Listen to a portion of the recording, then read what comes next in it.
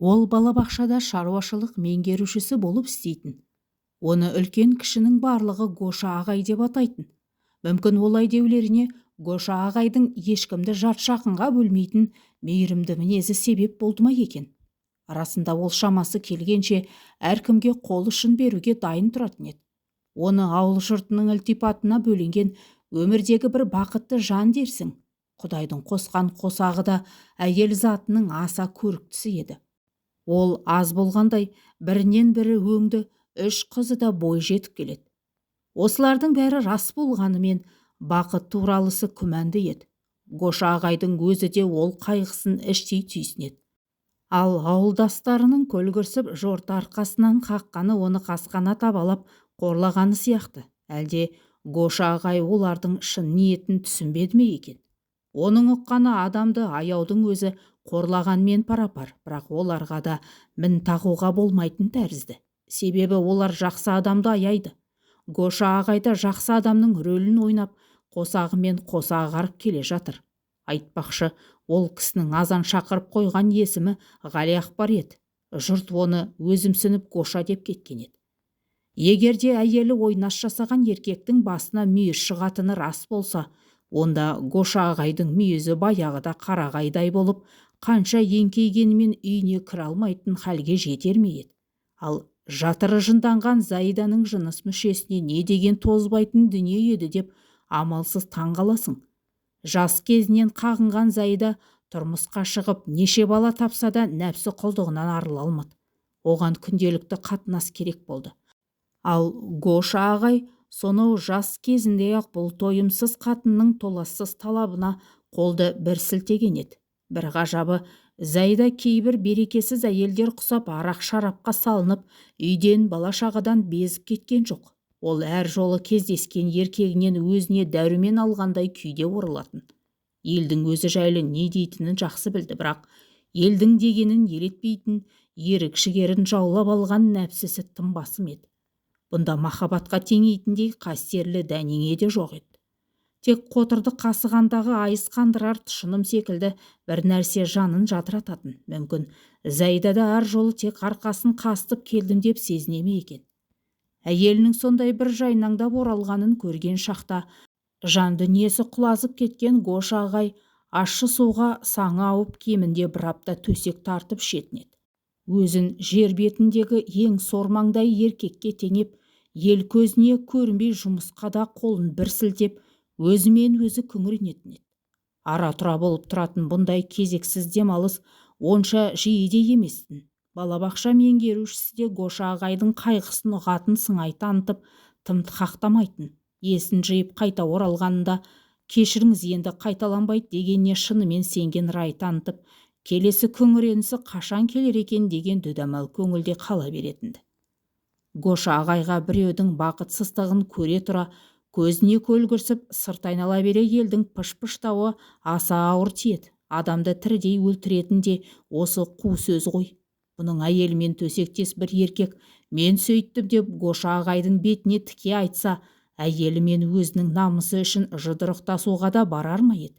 Сондай бір шер тарқататын себептің де болмағаны оны қатты күйзелтеді. Бұның осындай сорлы екенін біле тұра, ел оны қошеметтейді. Ол одан құрмет сезінбей, қайғысына қайғы жамалып, қорланған үстіне қорлана түседі. Бұл да мәңгілікке созыла бермес. Бір күні бұл азаптың да соңғы сағаты соғар, бірақ ол күтулі уақытқа әлі қанша бар. Міне, Гоша ағайдың жүйкесін жегідей жейтін де осы. Келе-келе бұл уайымда баяғыдай жанға батпайтын болып, көрмесе елеңдеп туысын сағынғандай күйге ауысып, маңдайына жазылған тағдырына айналды. Оны өзгертуге еш шара да шама да жоқ еді. Бұйырған осы өмірдің ағысына қарсы жүзбей, бітер жерінде бітіре салғанды жөн санап, үміттен күдер үзіп, ақыры тәлейіне мойынсұнды. Бір қуаныштысы осы тозақтың да ақырының бары, бірақ оның өзі яки әйелі көз жұма қалса да, соңында қалған іс таңба талайға дейін өше қоймас. Дегенмен адам жады да мәңгі емес қой. Бұларды да ешкім еске алмайтындай күн туып, соңындағы қаңқу сөзде бір жола өшер. Кейде Гоша ағайдың ойы сансаққа жүгіреді. Құтырма ауруының ит пен мысықтан және аңнан жұғатынын барша жұрт біледі. Ал жатыр құтырмасы деген сұмдықтың қайдан тап болғанын жан пендесі білмейді. Ежелде Платон деген бір данышпан жатыр әйелдің ағзасына кіріп алып, бойына бала біткенді көксейтін аң тәрізді депті. Егер әйел ұзақ уақыт бала көтермесе, оның жатыры жынданып, небір кеселді дертке апарып соқтырадымыз. Ал бұның әйелі бала да көтерді, біреу емес үшеуін тапты. Осындай сандыраққа кісі сене ме? Әйтеуір, жатыр құтырмасы деген пәленің өзгеден емес, өз қатынынан шыққаны Гоша ағайды қатты таң қалдырады. Сонымен оның әйелі Зайда жатыр құтырмасына шалдыққан бейшара жан еді. Бейшара деп мүсіркеуге бір себеп, Зайда ара-тұра болмаса жыныстық қатынастан ләззатты сирек алатынды. Неге десеңіз, оған арасы үзілмейтін, тәттінің үстіне тәтті жалғаса беретін толассыз нөпір керек еді. Ал ондай жағдайды ешбір еркек баласы жасауға қауқарлы емес еді. Зайданың басты бақытсыздығы осы еді. Гоша мен оның туыстарының алаңы мына кесел жұққан қатынның дерті желкілдеп енді келе жатқан қыздарына жұғып кетпесе екен деген қауіп. Осындай арасоқ бері соқта жүргенде Зайданың жатырына қатерлі ісік қонып, бір абыройы ем қонар дер кезінде анықталып құтырған аңды түп тамырымен кесіп алып тастады. Содан бері біраз уақыт өтіп, құрты өлгесін әйелдің де жаны жай тауып, бой жетіп қалған қыздарына төнген қатер сейіліп, қазіргіше нимфомания деген бәле олардан іргесін аулақ салған сыңайланды. Алдыңғы екі қыз жөнін тауып, соңдарынан сөз ертірмесе, ал сүт кенжесі Асима бай қызығын көп көрмеді. Мінездері жараспады деген желеумен ажырасып, бір жасар қызын құшақтап әке-шешесінің үйіне қайтып келді. Ақиқаты, оны енді көрсем көзім шықсын деп байы қуып жіберген еді. Алғаш үйленген кезде мынадай бойында ыстық қаны тасыған, ләззаттан күні-түні жалықпайтын, жанары жаныңды арбаған, көркіне көзі тоймайтын керемет жанды жарқылғанын ол мақтан етіп еді. Уақыт өте әйелінің тым жиілеп кеткен талабынан шығуға мұршасы жетпейтін еді. Кереметтей көрінген ғажабы тас қопарған жұмыстан арман болып, дала ісінен саудырап келген бұны мүлдем азапқа түсірді. Адам баласы тәулігіне 3 мәрте ас ішіп асқазаны қанағат тапса, Асиманың астыңғы ағзасына тоқтаусыз қимыл керек болды. Күйеуінен қайран кеткен соң, ұят-сұятты ысырып, сол ауылдағы еркек атаулыға өзі шапты. Ол үлкен кіші деп бөлмеді. Кіндігі жарағанның бәрін өзіне артылтып, қолдан қолға өтіп, арсыз қатын деген атағы аз уақытта дүйім елге тарады. Ал туған ауылына оралған соң, әлде қалай бұл қылығы сап тыйылды. Асиманың кішкентай қызын ата-әжесі қарады. Зайдаға тартқан қоңыр қой көздері кісіге жып-жылы баурай қарайтынды. Атасы жиен немересінің көрікті келбетіне шоши қарап, әжесі мен анасының тағдырын қайталамаса екен деп Құдайына жалбарынып, іштей жік-жаппар болатын. Асима сатушы болып, дүкенге жұмысқа тұрды. Шешесінің әдемілігі мен әкесінің есеп-қисапқа жетіктігін еншілеген ол тез арада алдыңғы қатарлы сауда қызметкері санатына көтерілді. Сонымен коммунистік еңбектің озаттары қатарында Асимада облыс орталығында өткен үлкен жиынға барып, марапат алу құрметіне ие болды. Кілең әлем-жәлем киініп, әлекедей жаланған қыз келіншек ресторанға сау ете түскенде, сауық құрып отырған еркек тұқымдастардың бастары шырайын алып, делебелері қозды. Сол шулы кеште шараптан шалқып, төсіндегі қосалмасын дірілдетіп, бидің түбін түсіріп жүрген Асима қуытыңдаған бір тықырдың өзін қалай қолтықтап кеткенін аңдамағанда сықылды. Ертеңінде пәңгіріп, естерін әзер жиған жерлестері оны талайға дейін жоқтай қоймай, тек түстен кейін қайтар көлікке бет алғанда ғана іздестіре бастады. Енді жүргелі тұрғанда шашы дудырап, көзінің асты күлтілдеп ол да жетті. Түнімен ұйқы көрмей, соңы ит шығыспен аяқталған сойқан күрестен шыққан адамға ұқсайды. Онымен қатар отырған келіншек Асиманың қайда жоғалып кеткенін сұрады. Анау таң атқанша көз ілмей махаббаттың сұрапыл шайқасында болғанын айтты. Бұндай еркекті көрген емеспін. Адам денесіндегі ләззат алатын жердің бәрін білетін, қуаты сарқылмайтын нөсер екен. Қойшы әрі, деп келіншек іштей ынтықтығы лау етсе де жақтырмаған сыңай танытты. Оның қандай екенін көрмеген соң тыржиып отырсын ғой. Мені немене еркек көрмеді дейсің бе? Жүйріктен жүйрік шықса, аяғы тыпыр-тыпыр етер демекші. Білеміз бірдеңені, біз де қара жаяу емеспіз. Күйеуің бар емес пе? Күйеуі бар әйел өле-өлгенше етегіне намаз оқып өтуі керек пе? Шыдатпай барады. Анау қалғып кеткен аш сезімімді қайта оятып жіберді. Еркекпен жолықпасам өліп кететін сияқтымын. Ту, құрып қасын. Жоқтан өзгені айтады екенсің. Жол үстінде саған қайдағы еркек? Ауылға жетейік те. Толастың таяуда түрмеден босап, жораларымен бірге таңды таңға соғып, бостандығын тойлап жүрген кезі болатын. Сондай бір аузы құрғап, миы түзеліп үлгермей қалықтап жүрген күндердің бірінде оған Асима жолықты. Ол мына көркем қызды нақ басып танымады. Ол үй өптеп 5 жылда арқалап кете барған кезде Асима ақ бантегі желпілдеген мектеп оқушысы еді. Бірақ Толас қыздың көзіне тесіле қарады да, сен Зайда апайдың қызы емессің бе деп дөп-төбесінен түсті. Немене ұқсап тұрмын ба деп сұрады Асима намыстанған кейіп танытып. Шешеңдікі секілді сенің де көзің алдымен арбап, сосын табаға салып қорғысы келетіндей деді Толас дауысы құмығып. Оның тұла бойын әйелге деген таңсықтық дір еткізді. Неше күнгі бей-берекет ішіс ертеңінде оған тек бейнет қана келетінді. Ал мына қыз талайдан бері бұйырмай жүрген бақ тәрізді елестеді. Шешемнің батасын сен де алған екенсің ғой. Ол кісі талайымыздың тұсауымызды кескен абзал әйел ғой. Тіпті солай деші. Әрине, барды бар деу керек. Керемет әйел. Ол кісі қалай? Ол әйел де емес, кісі де емес, құтырған жатырын кесіп тастаған мүгедек. Анаң туралы осылай деуге қалай аузың барады? Ана, күлкімді келтірмеш. Иә, енді оның арқалаған қарғысы маған ауысты. Күні-түні тоюды білмейтін ләззат мешкейіне айналдым, деп Асима өтірік шыны белгісіз кемсеңдеді. Толас оны бауырына басып, алаңдама, аяулым, сен мешкей болсаң, мен іші шырқыраған қып-қызыл аштың өзімін. Тең-теңімен, тезек қабымен деген осы деп аймалап, дірілдей бастаған әйелді өз ығына қарай икемдегенді. Көп замай бұлар үйлену тойын өткізді. Дүркіреген той болмаса да, екі жартыны бір бүтін қылатын мерекелі дастархан жайылды. Толасты ұмыта қоймаған жора жолдастары да баршылық екен, соған қарай ел арасында самапал атанған қол арағы мен самогонда мол болды. Әдемі отырыс кезінде Асима жоғалып кетті. Келін ұрлау деген дәстүрге сайып, жұрт аса алаңдай қоймады. Жоғалған келінді тым ұзақта іздемеді. Жоғалса табылар дегендей іздеушілердің бірі қолын бір сілтеп дастарханға оралып еді, оның соңынан қалғандары да балапанша ере жөнелді. Ақы есі Толастың өзі стол басында қорылдап, есі кірген сәтте тағы бір шыныны қылқ еткізіп қайта құлаумен жатыр. Оған керек емес қатын кімге керек?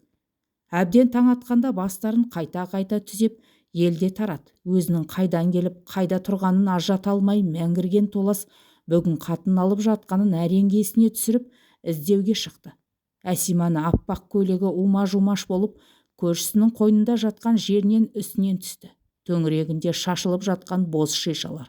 Бірінде жартылай қалыпты. Ыңырсыған көршісіне құйып беріп еді, ол бет аузы быж-тыж болып, лоқси ішіп болды да рахмет деп, ишара жасауға ғана шамасы жетіп қайта жалп етті. Толас айғай-шу көтерместен, себебі бұлар оның өзінде сөзінде ұғатын халде емес екені көрініп тұр. Қатынын ақырын оятып, сүйеп үйіне әкетті. Араларында ештеңе болмаған сықылды. Сонда бұл екеуі осында келіп, тығылып арақ ішкен бе? Келесі күні Толас колхоз басқармасына жолығып жұмыс сұрады. Тау қойнауындағы жасанды көлге қарауылдыққа кісі таппай қиналып отыр екен. Бастапқыда кішкентай жылғаның алдын тоспалап, кейін суы молайған сайын дамба көтеріп, ақыры айдынға айналған көлге балықтың не түрін жіберіп қойғанды. Бұл келешекте балық өндіруді қолға аламыз деген бастама еді. Бастықтың мына ұсынысы мен Толастың қалауы үйлесім тауып, ол ел жұрттан жырақ, бұның қатынына ешкім көзін сүзбейтін еркек атаулыдан тек аюдың мақаты ғана тентіреген тұста аттанды. Баяғыда бір әйелді аю ұрлап әкетіп, белін жалап бүкір үйітіп, өзіне қатын қылыпты деген аңызды Толас әкесінен естігенді. Асиманың бүкшейіп, аюға қатын болып жүргенін көзіне елестете алмады. Бұл ойын Кейін Асимаға айтып күлдірмекші болды. Сосын бетіне ұмтылған шыбынды қаққандай қолын сермеп, өз ойынан өзі шошыды. Асима бұл қалжыңды тіке түсініп қалып жүрсе, кім білсін арты не боларын. Олды болды. Құдды Толас. Асима үй шаруасына бапандай екен. Олар кішкентайлары мектепке барғанша осы арада тұруға бел байлады. Оған дейін мал жан жиып, дәулетті отбасы боларына кәміл сенді. Расында орайы келсе, бәрі оп-оңай қиюласа кететін көрінеді. 1,5 жылдың ішінде қорасына мал жиналып, ауласы құсқа толды. Таудың таза ауасы, сіңімді тамақ, бұрындары сырт көзге қылдырықтай көрінетін Асиманың бөксесін толтырып, жүзі балбұл жанған. Қай жерін ұстасаң да балғын ет жегендей тамсандыратын әдемі ұрғашы болып шыға келді. Бір күні кешқұрым ойда жоқта бір топ күтпеген қонақ сау ете түсті. Әбден кісі жатырқап, саяқ өмірге көшкен үй иелері бұларды қондырмастай еді, егер солардың арасында Толастың бір танысы болмағанда. Олар арнайы рұқсат қағазбен аңға шығып бара жатқан көрінеді. Жол жөнекей, тұма-тұмаға тоқтаймыз деп күнді кешкіртіп алған сыңайлы.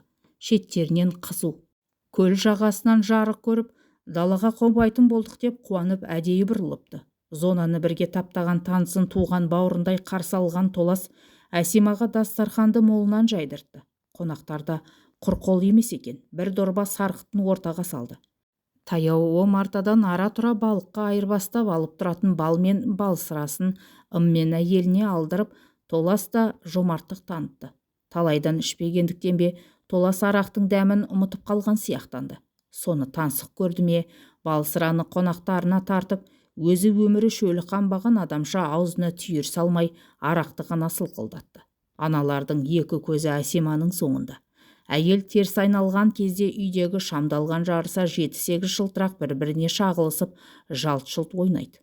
Толас бастапқыда қыржайып, мінез көрсетпекші болып отырғанды.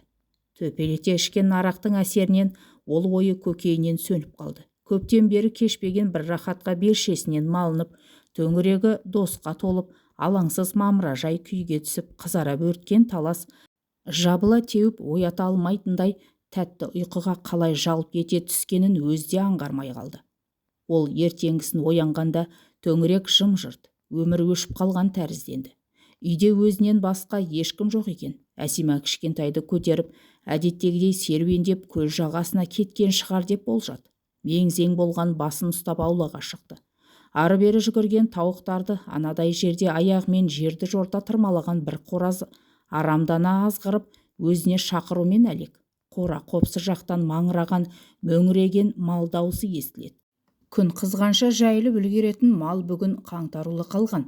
Желіні шіреген сауын сиырлардың бұттарын сүт керіп, бүгелексіз ақ бауырын соққылап тепкіленеді. Бір-бірінің құлақтарын жалап, емуге емшек іздеп, қытықтасқан бұзауларда тынымнан айырылған. Малды шығарып үйреншікті өрісіне қарай беттетіп, зыңылы үдей түскен басын қайта-қайта шайқап Толас үйіне кірді. Ол жан-жағына сипақтай қарап, екі ұдай күйде біраз тұрды. Әрине басын түзетуді де ойлады, бірақ одан да маңызды бір іс бары қапелімде есіне түспей алаңдата берді. Қандай іс екенін өзде тап баса алмай отыр. Төргі бөлмеден баланың жыламсырағаны естілді. Кішкентай ұлы оянып алып, төсекте қалқиып жалғыз өзі отыр екен. Ол көзін уқалап қасына таяған әкесіне көтер дегендей ұмсынды. Толас оның ұйпалақтанған шашынан сипап, емірене ыңылдап балақайды қайта ұйықтатты. Сансаққа жүгірген ойы бір шешімге жүгініп, кенет қабырғада ілулі тұрған қос ауыз мылтығын алып, дара оқты қос патронды оқпанына сүңгітті. Әлгінде малды шығарып жүргенде байқаған жыланның ізі секілді бедерленген автомашина доңғалағынан қалған таспа көз алдына жарқ етті. Жас шөпті мыжып көл жағасына беттепті. Ол маңнан қарайған ештеңе көзге шалынбайды.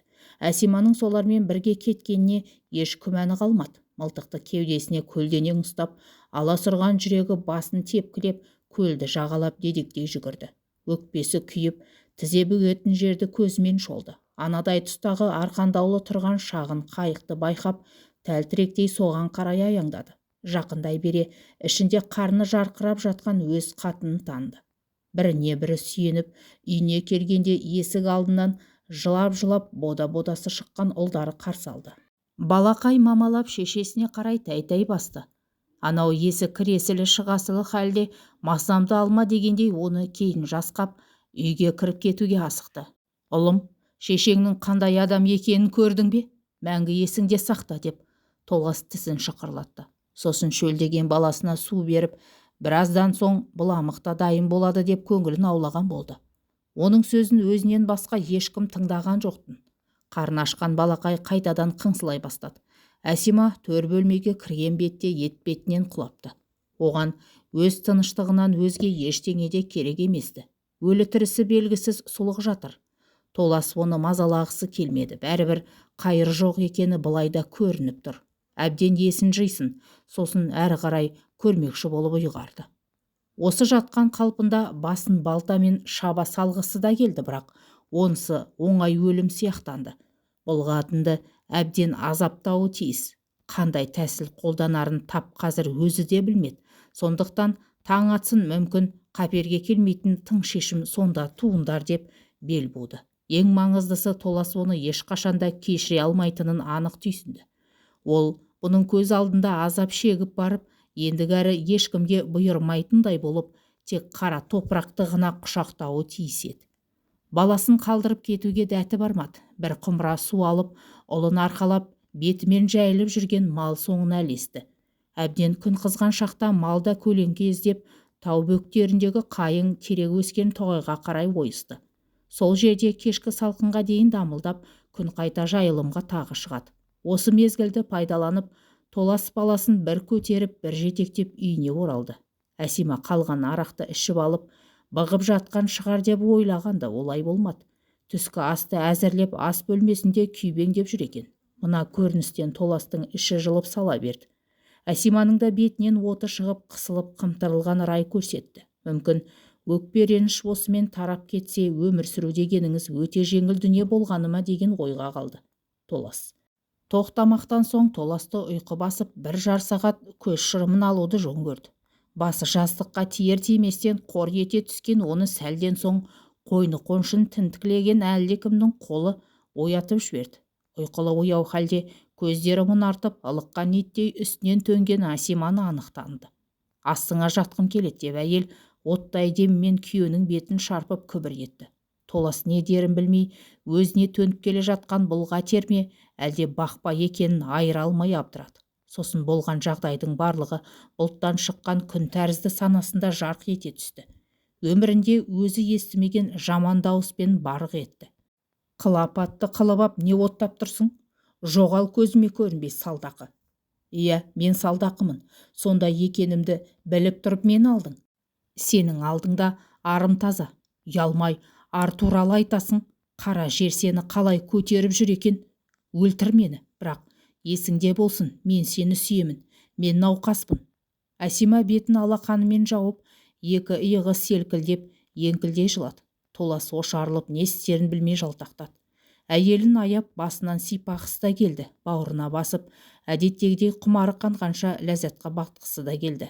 Іштей тіленіп тұрған бұндай сезімге сырттан тежеу табылып, әйелінің жасаған аярлығын көлденең тартып Толастың жанын жібіткісі келер емес. Білем, қай жеріңнің науқас екенін. Өмірі тоймайтын, толмайтын бір қарыс шегін ғана науқас. Білсең сол, қанталаған көздерін айтып тұр. Мені өлтіргің келетінін. Жалғыз өтінішім бар, тура сол жеріме мылтықты қадап тұрып атшы. Мені де екеуміздің махаббатымызды да құртып, обалына қалған сол. Көрейін, сезейін. Иттің баласының тартқан азабын, тартқызшы жаным, солай сазайын. Бұл әңгімеден соң біраз күн өтті. Тоң-торыс бөтен адамдарша әркім өз шаруасымен шұғылданып жатты. Нәсілінде жасайтын шаруада қалмаған секілді. Бұрын мына жиған мал мен дүние бұлар үшін ортақ қазына, діттеген мақсаттарына жеткен белестердің белгісі тәрізді еді. Енді соның бірі көзді қуантып, көңілді елітпейді. Бәрі бекершілік, уақыт пен қайратты ысырап еткен алдамшы елес сынды. Екі адамның арасына түскен сызат сүріп жатқан өмірлерінің тағы бір қырын ашты. Отбасында татулық болмаса, күллі дүние қаңырап, төңірек баянсыз боқ дүниеге айналып, адамнан ынта кетеді екен. Толас осындай аласапыран күйге түсіп, іштей қиналды. Осы мезгіліне сай шешімді іздеді. Өстіп қабырғасы қайыса қайғыруына әлде кішкентай ұлы ғана себеп пе еді? мынау өзінің басына түскен бас-аяғы белгісіз ғұмырдың түйіншектерін қалай шешсе екен. Мардымсыз мағынасыз тіршілігіне сараптама жасағысы келді. Осы өмірге текке келмегенін айғақтайтын бір түйір дәлел таппақ болып, өткен кеткенін тінткіледі. Іліп алар ештеңе таппады. Балалық шағы толық есінде қалмапты.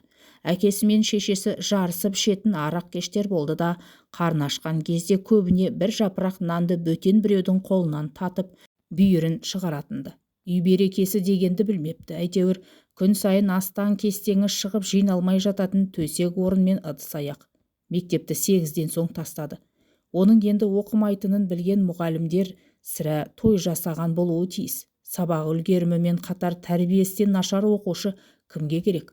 Алдыңғы әпке ағалары естерін жия сала, туған ұям, ата-анам деп алаңдамай, ит арқасы қиянға кетіп, өз күндерін өздері көріп жатыр. Ал арақтан жаралған толас қана әке-шешесін сағалап әлі жүр. Жүрген түрі сол, күні-түні көше кезіп, тәлімді қараңғы бұрыштардан алған толас көп ұзамай қылмыс үстінде ұсталып, паровоз болып 5 жылды арқалап кете барды. Бір ғажабы ол жақтан оңай олжамен қанды аңсаған қарапел болып оралмады. Керісінше келе салып адам болғысы келді. Үйлі баранды болып, дәулетті ғұмыр кешсем деп арман етті. Толас өзін аяп ішінен мүсіркеп отырғанда, оның ойына оқыс қайын атасы мен енесі түсті. Гоша аға ел арасында беделді, жұрт қызығатын қызметі бар сыйлы адам. Қараш, оның басына да дәл өзінікіндей сорлы жабысқаны. Апырай, ол қалай төзді екен? Өзін ауыздандырған Зайда апайды да жаман адам деуге аузың бармайды. Сол жұрт сөгетін нәрсені істей тұра, оны аса бір қамқорлықпен балапанын келешекке қанат қақтырған ене ретінде істеген сияқтанды. Иә, ешкім бұл дүниеде жетісіп жүрмегені баршаға мәлім. Сөйте тұра, көз қылып жақсы өмір сүріп жатырмыз. Біз ұрлық та, зина да, қиянат та жасамаймыз деп көлгірсейміз. Осындай жеке қалсақ, сол сұмдықтың бәрі жан жақтан анталап, ту талақайыңды шығаруға тайынбайды. Толас тіршілік, адамзат, дүние, отбасы, бала туралы тағы да ауыр ойларға шомып, ақырында қорытындыға келді. Ертеңінде ол әйелі мен баласын жолшыбай көлікпен етекке анттандырып, өзі көл басында жалғыз қалды. Елге келген соң Асима көп есеңгіреп жүрген жоқ, тез есін жиды. Күйеуінің қолынан ажал құшанба деп қауіп сейіліп, біраз уақыт мүлгіп кеткен ескі дерті таудағы құзаудан соң қайта оянып, еркінен тыс иектей бастады. Кішкентай жиен немересін отырғызар жер таппаған Гоша ағай мен Зайда апайдың қуанышында шек жоқ еді. Асиманың төркініне келе сала тым қыдырымпаз болып кеткені де күдік тудырмады. Ел іші ғой, құрбы құрдастарына барып жүрген шығар. Неше жыл айдалада аю секілді жабайы өмір кешті. Қыздың дәті берік екен. Өзге біреу болса, бір айға шыдамай-ақ қашып кетер ме еді. Алғашқы күндері Асима ары өткен, бері өткен еркектердің жүріс-тұрысын қалтарыста отырып аңдыды. Оған аса керегі ермек таппай зергіп келе жатқан жалғыз еркек еді. Оның жас яки мосқалдағы оған маңызды еместін. Бастысы еркекті қауқары болса болды. Гоша ағайдың ағаштан өріп жасаған қара моншасы үйінен шеттеу, бақша аяғындағы қалың үйеңкінің ішінде тұр еді. Осы сырт көзден таса монша маңын кейінгі кезде өзін еркекпін деп санайтын ауылдың боқмұрын мен кәртемші үйірсектей бастағанды. Бір жарты қызылға жата кететін, өзі арзан, өзі көрікті қатын еркек кіндіктілердің құлағын елең еткізді. Шешесінің орнын басты. Ұяда не көрсе ұшқанда соны алады деп те жатты. Бұл отбасының өткен тарихын білетін ауылдастары. Толас кішкентай ұлын қатты сағынды. Бір жар күнге үйімен малына бас көз бола тұруға сол маңдағы омарташының келісімін алып, сәлем сауқатқа толы екі басы теңкейген қоржынды қанжығаға байлап, желбеге жамылған ұзын етек сулықтың астынан дүмін төмен қарата мылтығын асынып, салт атпен жолға шықты. Ол баласының өте жақсы көретін балауыздағы бал кеспегі мен таудың сиыр бүлдіргені және тауық көзін ерінбей теріп ала шыққанды. Оны Асима да ұнататын. Толастың жалғыз қалғаны жақсы болған сияқты. Көп нәрсенің мән мағынасы өзге қырынан ашылғандай болды. Оның түсінгені адамның кешірімді бола білуі аса маңызды екен. Ашуға булығып, балта сілтеу көрінген жындының қолынан келетін іс қой. Ал сезім ырқына берілмей, қалт-құлт еткен шырағыңды өшіріп алмау, қиынның қиыны болар сірә. Ол болар істі болды. Бояуы сіңді деген ұйғарымға келіп, орталарындағы бір ұл мен қыздың бақыты үшін тағдырдың салған тауқыметін сынбай көтеруге бел буды. Өзін Гоша ағайдан кем емеспін деп санады. Жалпы алғанда Асимада мүлдем құрыған кісі емес қой. Өзі айтқандай науқас, мүмкін ұятпен жалған намысты ысырып қойып қалаға апарып емдетер. Небір түрлі дерттің шипасы табылып жатқан мына заманда жатыр құтырмасын жаза алмаулары мүмкін емес қой. Ол осындай оймен қайын атасының үйіне таяп қалғанды. Бақша аяғында ербиген еркектерді байқап, атының басын тежеп, бұл не тұрыс дегендей жөн сұрады. Күн күйдіріп, жел қағып бет жүзі қарайып кеткен және сақал мұрты қабадай Толасты ауылдастары танымады тіпті. Толастың атқа мініп жүргенін ешкімі көрмегенді. Сондықтан оны сырт ауылдан болар деп болжаған әлгілердің бірі, беліңді жеңілдеткің келсе кезекке тұр, деді. Толас атын тебініп, мәслихат орын алған жаққа өтті. Гоша ағайдың қара моншасы. Дәл осы монша ішінде анау бір жылдары Зайда апайы Толасқа алғаш рет әйел ләззатын таттырған еді. Содан бастап ол өзін еркекпін деп есептейді. Ол, апырай, Зайда апай ескі кәсібіне қайта оралған ба деген ойға қалды.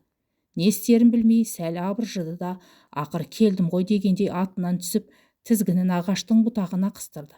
Салаңдаған сулықты қаудырлата шешіп, жұмарлай орап қанжығасына байлады. Иығындағы қос ауызды опырып, әлденеге оқтады. Сол тұста топтасқан жұрттың көзі Толастың әр қимылын бағып, қалт жібермей жүрексіне қарап тұр.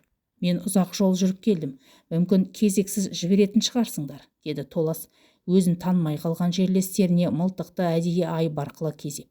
Әрине, біз қонақжай халықпыз ғой, деп біреуі жалпақтады. Зайда апай әлі бабында ма екен? Ой, ол кемпірдің артын ойып алып тастағалы шаруадан қалған. Бұл қызы ғой. Кім? Әсима ма? Ойбай, аттан мынау Толас қой, Құдай сақтасын, деп әлгі топ тым тарақай қаша жөнелді. Толастың басына қаны шауып, көз алды қара түнекке айналды. Оқталған мылтықты алдына кезей ұстап, тапырлата ішке енді. Ауызғы бөлмеге кіргенде ар жағынан ышқырын түймелеген біреу бұған бетпе-бет түйісті. Толас оны мылтықтың ұштығымен іштен бір түйіп, екі бүктеді де сол арынмен ары өтті. Асима лыпасыз шалқасынан жатыр екен. Кезекпен кірген келесі біреу деді ме, тілі күрмеліп, қарақшы құсамай келсей шықтақтайға деп бүгілген тізелерін айырды. Сосын оның құлағына біреу сыбыр еткендей басын көтеріп алды да, ала көлеңкедегі бозарған бейнеге тесіліп қарап, келдің бе жаным, құтқар мені мына азаптан, деп тақтаға сылқылады.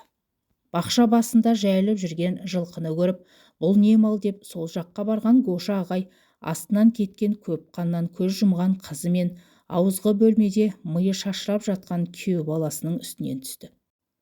Екеуін бір қабірге салды, бірақ көпшілікке арналған бейіттен жырақ арасын қара жол бөлген сыртқа жерледі. Бұл оқиғадан соң ол тұсқа Құдайдың ажалынсыз өлген тағы бір жар адам қойылды. Қара жолдың екі беті екі ниетті молаға айналып, бұл жаққа келгендер біріне тағзым жасап, тәу етуге барса, екіншісінің тұсынан басқа бермесін деп түңіліп, теріс қарап өтетінді.